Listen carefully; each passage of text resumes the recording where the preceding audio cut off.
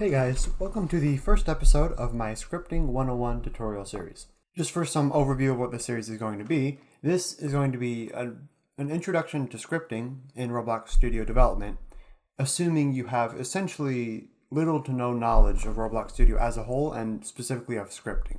What scripting is it's programming, right? It's using code, using the programming language Lua U, is the name of the programming language, to make things actually happen in the game.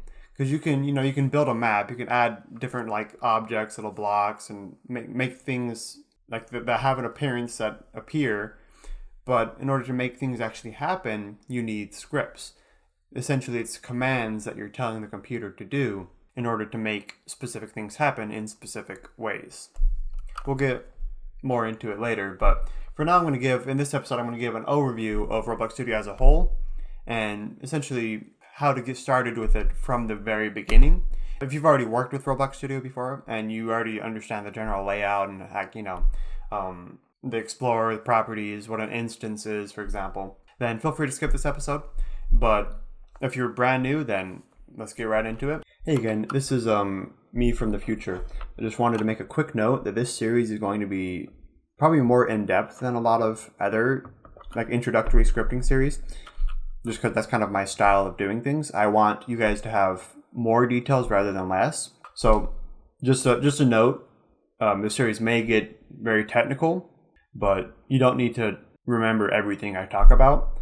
I will usually highlight the most important things to keep in mind. And it also may take a while, like it may take going pretty far into the series before you can really do much with the information you've gotten, because a lot of series, what they do from just the series that I watched, is they kind of, skip some stuff to get to the more fun stuff where you're actually doing stuff, but you don't really understand how it's working quite yet until later into your scripting journey. You kind of learn how it works afterwards. I'm going to do more so you learn how it works as you learn how to do things. So you're not going to be able to make something happen until you've sort of built the conceptual groundwork for how that something works in the background, right?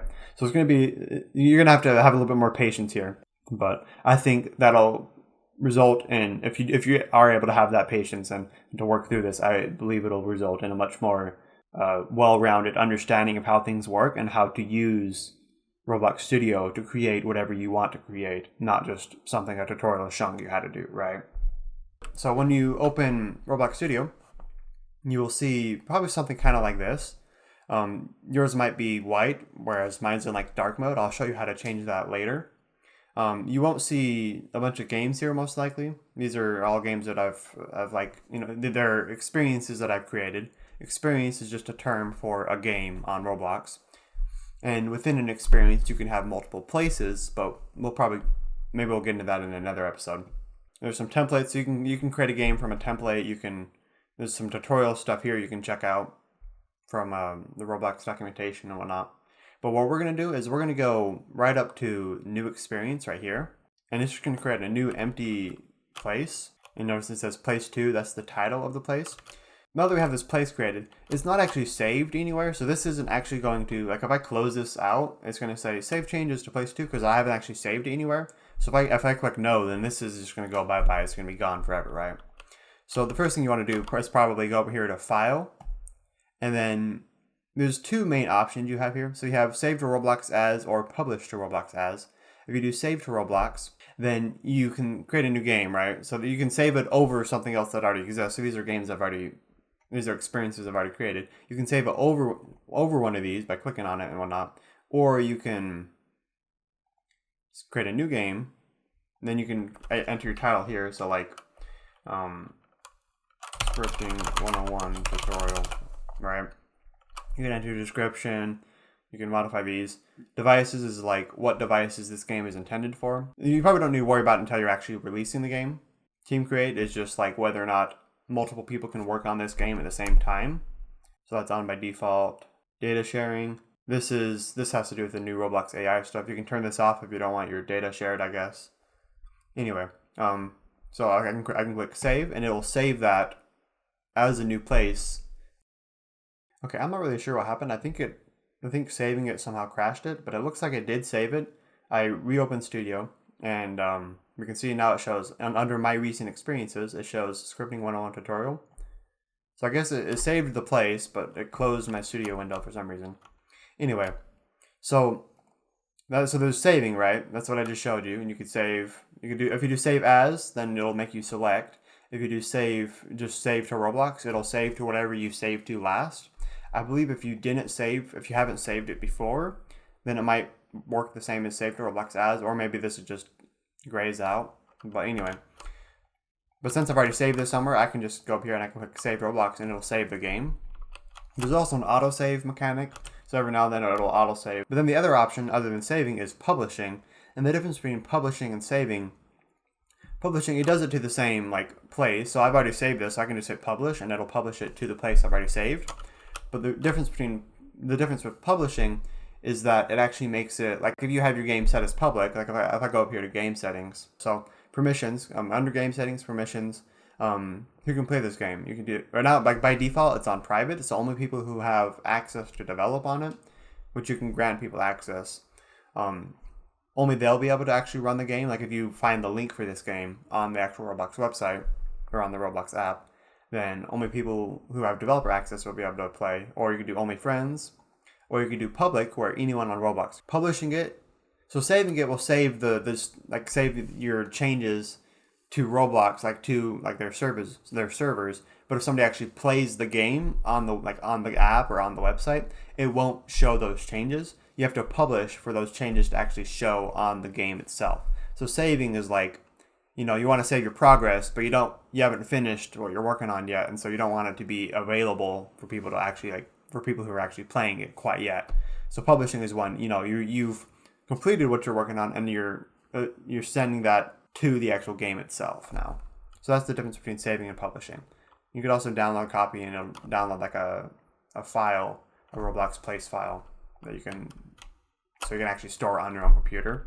So that's another option. But anyway, so if you notice I'm like moving around and whatnot. The controls for that are pretty simple. If you hold right click, at least on like Windows, I'm not sure what it is on like Mac or anything, but right click is how you turn around. It's pretty, the standard. And then WASD is how you move around. You can also do E to go up, Q to go down, and then I believe in more recent versions, if you're moving and then you use the scroll wheel, you can change your speed. So I'm moving forward, and then if I scroll back, it'll make me go slower, and I can go really, really slow, or I can speed it up. That's kind of nice. I'm not sure if it might depend on your settings. It might, like, the scroll wheel might just like zoom you in a little bit, because that's like the old way of movement. But I think this, what I'm showing right now, I think this is the new default. So the scroll wheel can be used to change your movement speed, which is useful. But if you're not moving, the scroll wheel will do the zoom thing like this. Whereas it's not going to change my movement speed unless I'm actually moving while I scroll. Anyway, so now there's a lot of stuff here, as you may have noticed. I reset my view to like show like whatever the default is. So if you're opening Studio for the first time, you probably see something similar to this, other than, mine's in dark mode, which I'll show you how to do that real quick. So if you go to File, Studio Settings, Theme, Dark. So default, the default's light, which looks horrible if you ask me, but to each their own. So I change mine to dark mode. It's a little bit easier on the eyes. Anyway, but there's a lot of stuff here, right? So the first thing we can go over is these tabs up here. I believe you'd call those like a ribbon. I don't know, but so the Home tab is kind of like the default tab. It has things for like you can create a new part, you can move the part around, you can scale it around. You can do different things with these tools and these buttons and other things. We're not going to go over that in this series because that's not scripting necessarily. There's also the game setting, which will be important for various things. So you can, look around at that. And then there's play, which essentially lets you test the game. So like it puts me in the game on this spawn point object right here. And so I spawn in with my character and I can test the game. And I can hit stop and it'll stop it. And then there's this team test, which is like if you're working with a team, you can use this to all play it at the same time in sort of a test server. But that's a little bit more complicated. Then we go to the model tab. This is like, it has some of the stuff from the Home tab, or rather the Home tab has some of the stuff from the model tab, like these move tools and select tools and stuff. But the model tab gets a little bit more into detail on like specifically creating things. So you have a lot of different tools here. You can create welds to like link two objects together. You can create a new spawn point, which is where characters actually spawn. There's different effects you can create. There's lots of random things. I don't use most of these, to be honest, because a lot of this stuff you can do in other ways. So you don't necessarily have to worry too much about a lot of this. I mean, some of this stuff like the rotate, move, scale, this is pretty important for building, but for scripting, it's not really that important. Then there's the avatar tab, which has a lot of the same like tools and whatnot, I guess just so you have access to it. But then it also lets you like import like rigs. So like character models. So if you do like this rig builder is a cool little tool. You can create a block avatar of type R15 masculine, and now you have a little dummy guy. And, so that's pretty useful for different things. Then there's the animation editor for creating animations, but that's not important for this series as well. The test tab is pretty important for scripting. It also has the play button, and the play button's also right here as well. There's lots of play buttons everywhere. They all do the same thing. So I can hit play right here and it'll do the same thing as before. I can also go under here, click this drop down. I can do play here, which will spawn me wherever my camera was. So if I go up really high, it'll spawn me really high. And then there's also run, which is kind of interesting. And what run does, you can see like now there's a green box around everything. So that's like indicating that it's currently running. And what it does, because it doesn't actually spawn my character in, what it does is it starts the server without actually loading your character. And so we'll get into like the difference between like the server and the client later on. But if you're already familiar with that terminology, then essentially like right now the server is running, but there's no clients running. So this is a way you can test it without having to load in your character. It'll only run the server side, which is useful for it just doesn't take as long to start. You notice it's a lot quicker, whereas when I hit play it takes a second, right? And you don't always need to test with your character. Sometimes you just need to like see if something prints on the server or something like that, right? Anyway, so those are different options there. There's also this right here, which is really cool. So I mentioned over here the team test. That's if you're wanting to test it with other developers that are currently on, and you can usually like see other developers floating around as they move around and stuff. If you enable like team create and everything.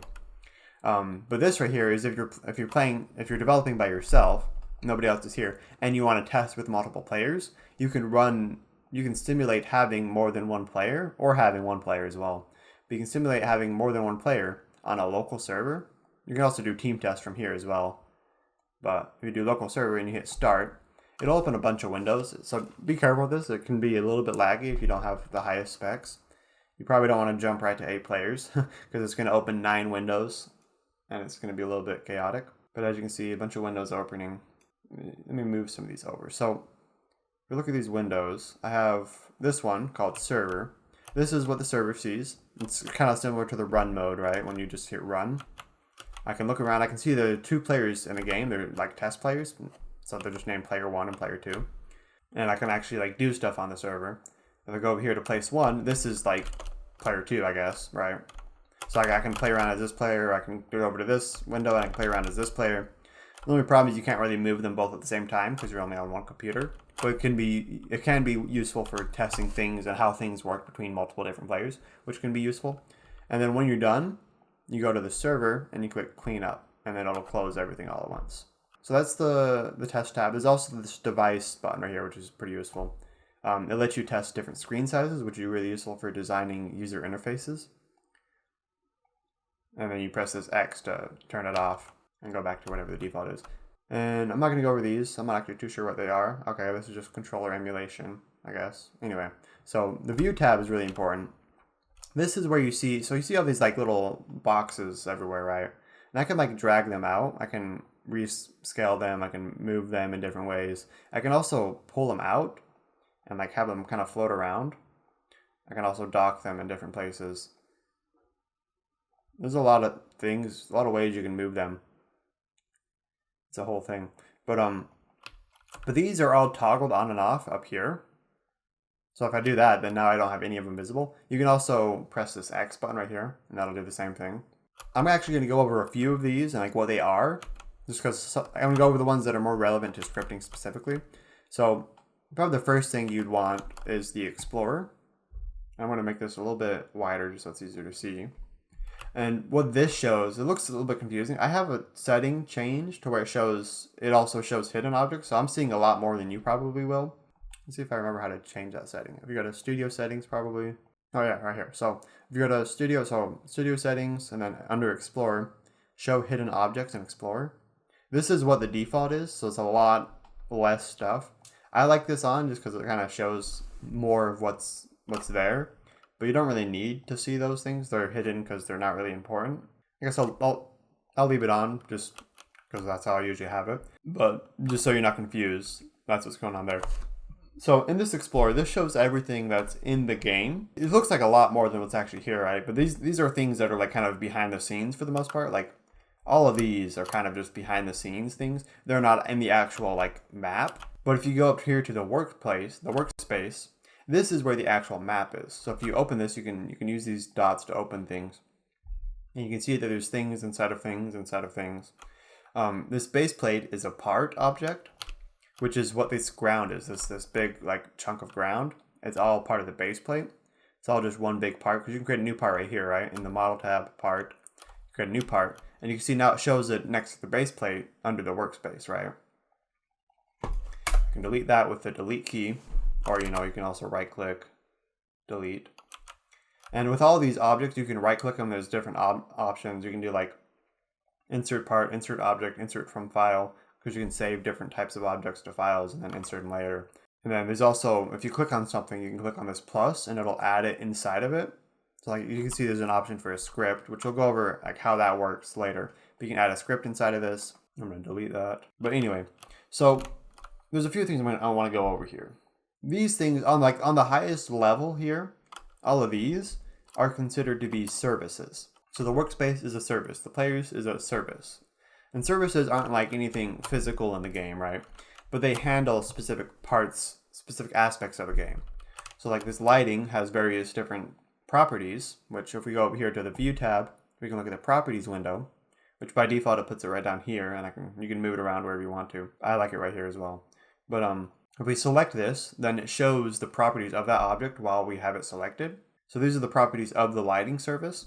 And so this is where you go to change the lighting in the game. So I can make it really bright. I can make it really dark. You can change lots of different things.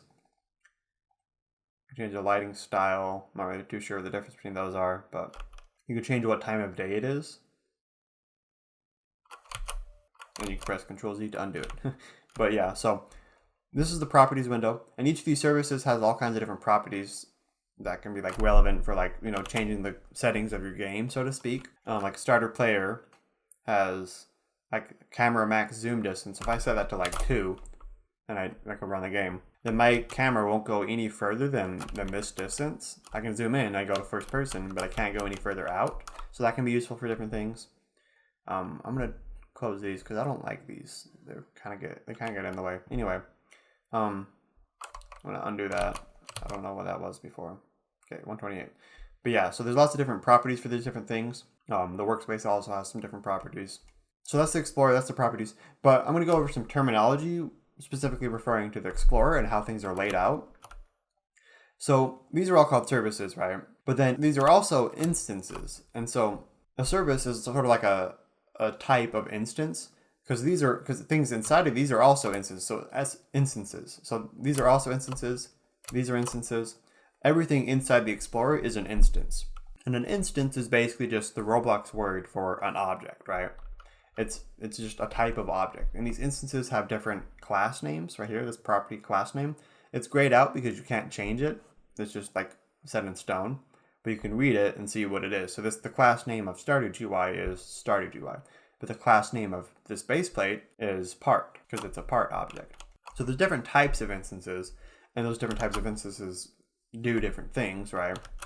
And then if you have an instance with something inside of it, then this base plate is a child of the workspace, and the workspace is the parent of the base plate. And you can actually, if you click on the base plate and you go to the properties, you can actually see the parent property, and you can change that too, and it'll like move it inside, or you can just drag it and move it inside something. So there's this parent-child relationship. There's also you see there's this texture object inside the base plate. If I delete that, you can see that's just like what the little, like the grid texture is. That's where that comes from.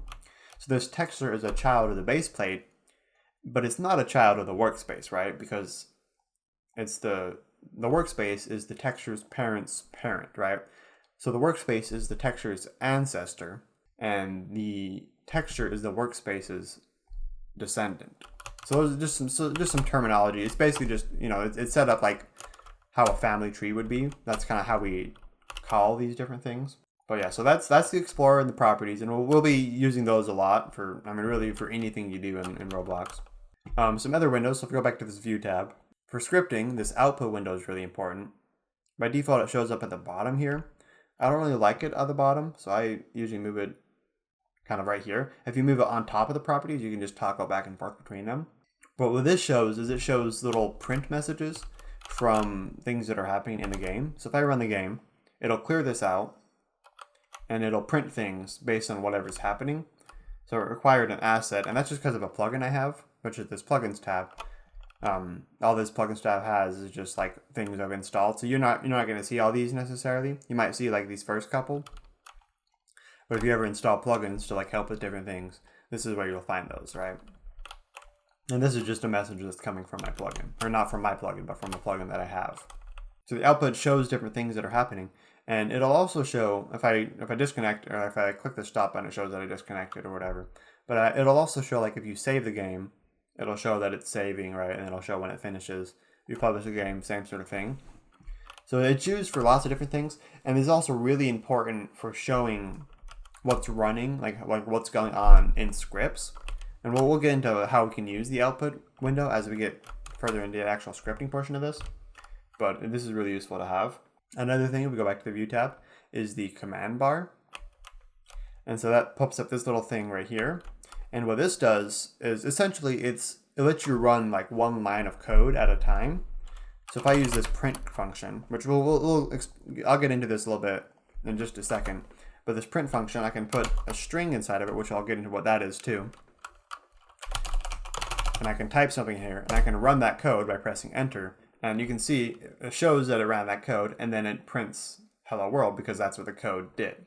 So this is just like a one-line way of running code.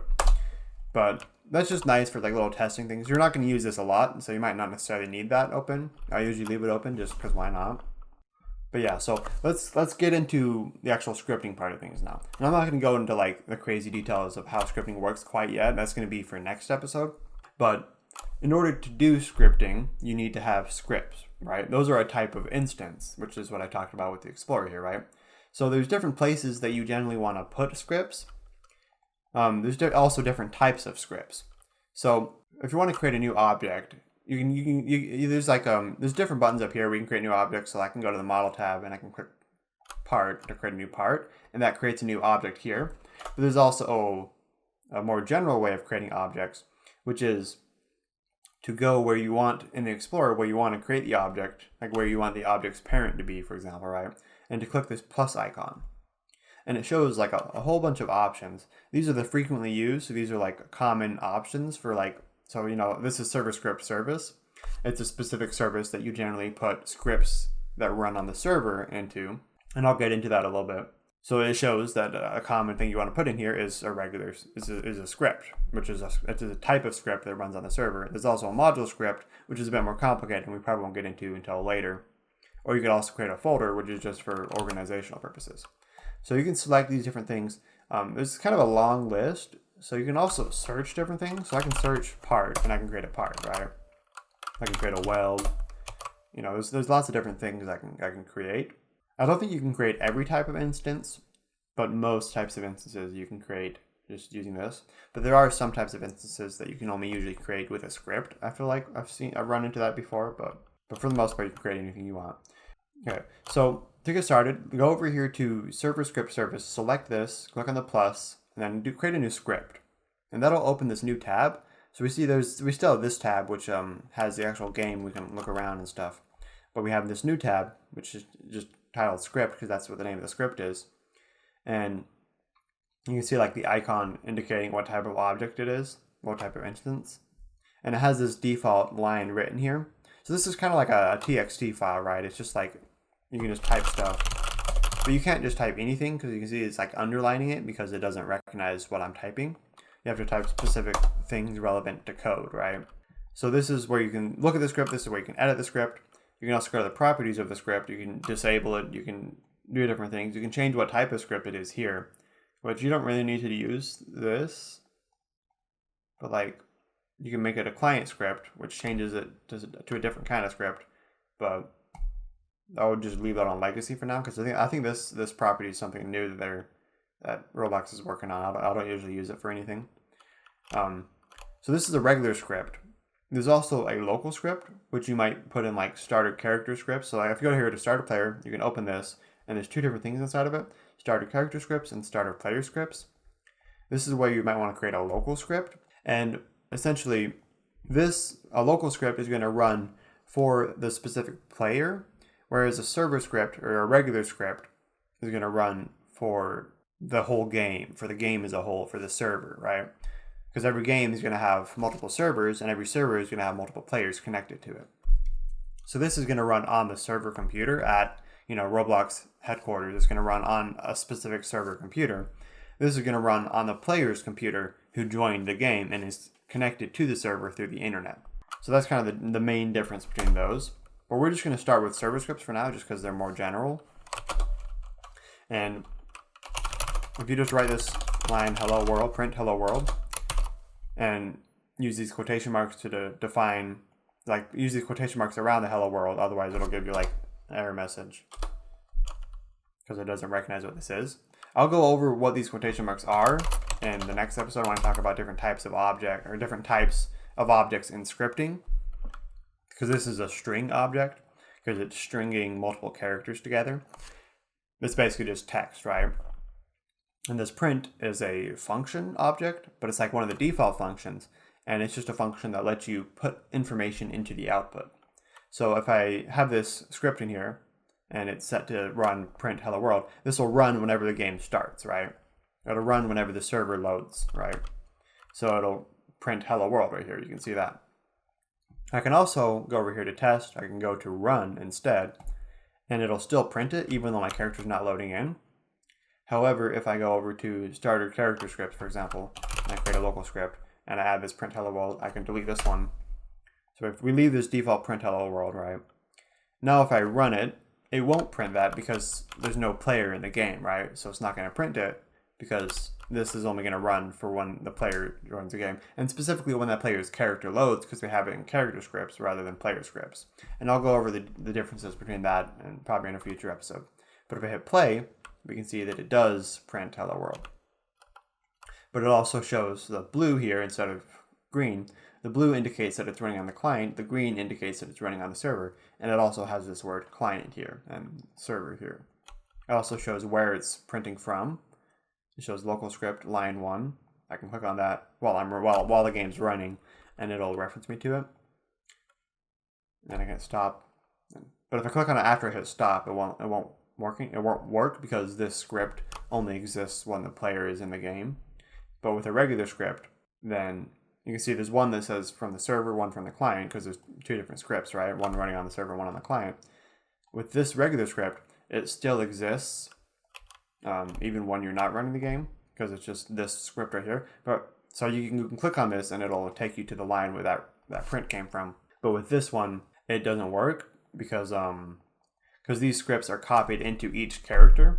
And if I were to if I were to Control X to cut it and then paste it into the starter player scripts, then this is putting it into each player's player object, which if you go up here to players, the player services, this is where you find the player objects. Each player in the game has a player object. And I'm getting a little bit off topic, but there's a lot to it, and it just takes kind of like learning the different services, learning what different pieces there are to how Roblox Studio is set up, and we'll cover bits and pieces as we go. So if you're feeling overwhelmed, just like don't worry about it. I'm just kind of like going off the deep end a little bit. You don't need to memorize everything I'm saying quite yet. All you really need to know for now is that there's different types of scripts. There's a server script and a local script, and they can be used to run and do different things in the game. But anyway, that's going to be the end of this first episode. I hope you enjoyed.